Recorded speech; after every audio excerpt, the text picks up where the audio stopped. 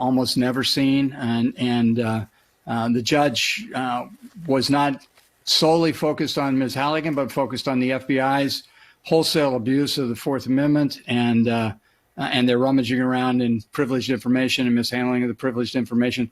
That alone would be a basis to exclude evidence, but it's also a basis, given how intentional it was, as the judge noted, given the fact that the FBI general counsel and the agent who went into the grand jury were both informed prior to the grand jury appearance that they had been exposed to serious privileged information, and they used that to shape their presentation to the grand jury. That's fundamentally wrong. But also on the Halligan point, her time in the grand jury is extraordinary. She told the grand jury basically that Comey didn't have a Fifth Amendment right at trial to refuse to testify, and therefore he would be able to, give his explanation as to the events and counter the government's evidence, which the judge noted appropriately was burden shifting. And moreover, she told the grand jury in an extraordinary statement that not to worry about the record with which they had been presented because the government had better evidence at trial. That's like saying, please indict this person because we don't have time to indict innocent people. It's just way, way, way out of bounds. And frankly, it would be a basis to have her disbarred. And because Pam Bondi twice affirmed the legitimacy of her presentation, it would be a basis to have Bondi disbarred as well. Stunning. Which is really stunning. I mean, we know Halligan, of course, had not prosecuted a case before this, but to say, to put it in black and white with the implications of that could be both for her and Pam Bondi, it is stunning. I want to ask you one other thing, Ty. Go ahead. Aaron, if you don't mind, there is one other extraordinary event here, which is there's a missing 2 hours and 20 minutes, which puts Rosemary Woods in the grand jury 17 minutes. Yes. And keep in mind that included the rejection of the government's initial indictment and the submission of a second indictment. There's no record of that. And the judge makes the point, it's impossible to believe that there weren't communications between her and the grand jury. Where are they? Our indictments speak powerfully in court. If you don't believe us, just look at the response that the Eastern District of Virginia under Lindsay Halligan did to James Comey, and look at the notes and publication of evidence. That's the type of material we have, but we have to safeguard our prosecutions because the ultimate accountability is with the verdict in the jury room. For once, we agree with Kash Patel. Hi again, everybody. It's 5 o'clock now in New York, meaning a strict new deadline just passed moments ago for the Trump Justice Department, whose indictments, as you just heard, in their view, speak powerfully in court until they don't. Because this afternoon, in a rare and remarkable ruling, a federal judge in Virginia ordered the government, the Trump Justice Department, to hand over the grand jury materials, including audio, in the criminal case against former director of the FBI, Jim Comey. Now, why did the judge do that? Well, he explains, because there are evidently, quote, genuine issues of misconduct, end quote, issues apparently so serious that Comey could see his charges dismissed altogether. In his ruling, for which the DOJ sought an emergency stay, U.S. Magistrate Judge William Fitzpatrick noted how rare it is to allow a defendant access to grand jury materials. However, he says, quote, the record points to a disturbing pattern of profound investigative missteps that led an FBI agent and a prosecutor to potentially undermine the integrity of the grand jury proceeding, end quote. Of course, the official presiding over this, quote, disturbing pattern is the aforementioned interim U.S. Attorney Lindsay Halligan, a Trump-appointed official who had never prosecuted a case before prior to this one, when she overruled the objections of career prosecutors in that office. More from today's opinion from the judge, quote, this unusual series of events, still not fully explained by the prosecutor's declaration, calls into question the presumption of regularity generally associated with grand jury proceedings, and provides another genuine issue the defense may raise to challenge the manner in which the government obtained the indictment. All of this lines up perfectly with what is the most comprehensive reporting to date of the troubling atmosphere inside Donald Trump's Department of Justice right now. The New York Times interviewed more than 60 attorneys from the agency, either recently resigned or recently fired. The picture they paint is genuinely horrifying for anyone who appreciates the rule of law or appreciated. A former lawyer in the Civil Rights Division told the New York Times this, quote, "I wouldn't even call it the Justice Department anymore. It has become Donald Trump's personal law firm. I think Americans should be enraged. We all deserve better than this. I keep telling my colleagues still working in the division that I'm holding the line with them from the outside, but I feel guilty that I'm not holding the line with them from the inside." That is where we begin the hour with some of our favorite experts and friends. Former Assistant Special Agent in charge at the FBI and National Security and Intelligence Analyst Michael Feinberg is back with us. He's also a fellow at Lawfare. Also joining us, former top official at the Department of Justice and legal analyst Andrew Weissman's here. Let me start with the judge's extraordinary wording.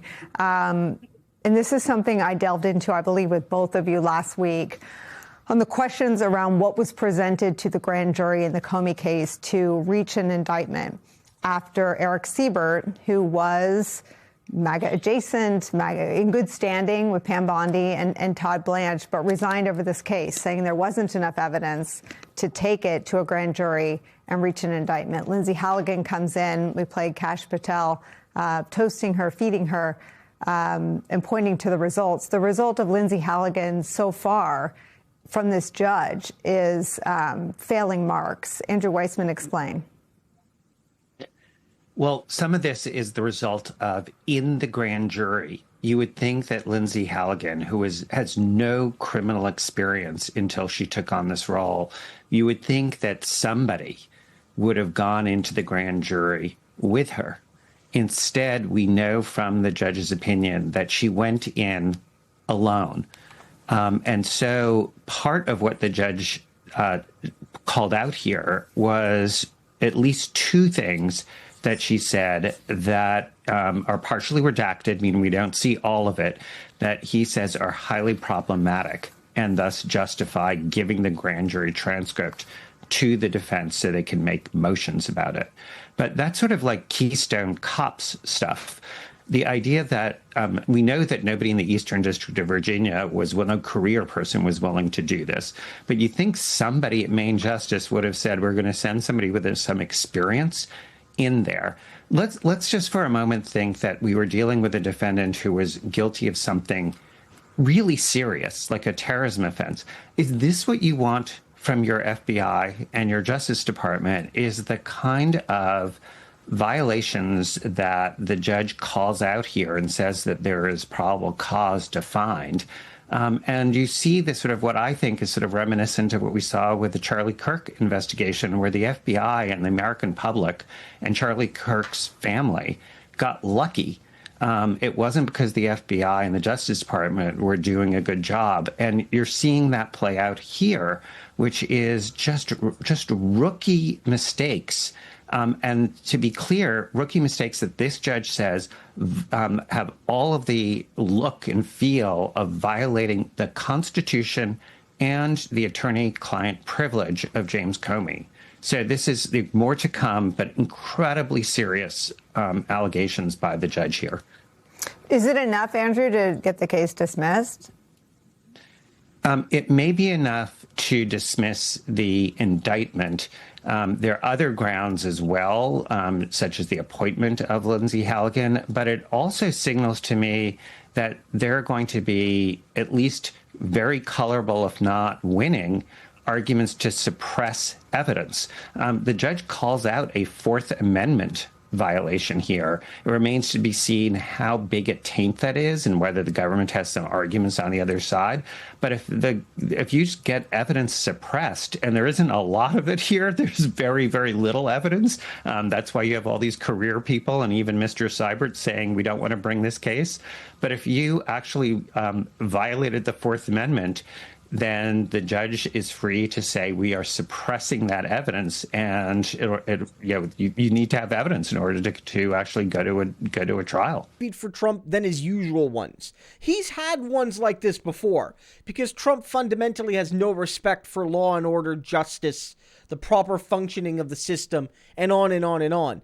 But you got to make clear there's a difference between losing in court and what happened today, because good faith losses happen all the time in a court system, whether civil or criminal, right? You might legitimately think you were wronged in a civil case, and you might sue someone, and you're not doing it to silence them or censor them. You're not doing it to bully them or to use the legal system as a cudgel. You legitimately feel that you were wronged, and you go through a trial and you lose because you weren't wrong, or you weren't wronged, at least according to a judge and or jury. And the judge usually doesn't fully punish you. You're not always asked to pay the legal fees. You're not held in contempt. The judge doesn't yell at you or scold you, because sometimes in the legal system, people are good faith and they try their best and they lose. Happens with prosecution sometimes. Sometimes you bring charges against somebody and the prosecutor wasn't railroading somebody. They weren't trying to screw anybody or racially profile somebody or whatever, but they lose. They weren't able to prove guilt beyond a reasonable doubt. The jury felt that they didn't make the case right, not that they were being corrupt. Here, though, what you're seeing is the judge say, no, this is really bad. And I'm seeing a lot of inklings. I'm seeing a lot of signs here that this was not a fair process, that not only do I feel like maybe you made a mistake bringing these charges, and that maybe the moves are so bad, are bad enough that I might dismiss the case outright. I feel like you may have railroaded Mr. Comey to try to get him, that his claims that this was a political prosecution, that it was vindictive, that the way the grand jury was operating, the way the DOJ rep was operating was not fair. And I'm seeing some inkling of that. And for the judge to even mention that, let alone proclaim it, showcases just how dirty Trump is.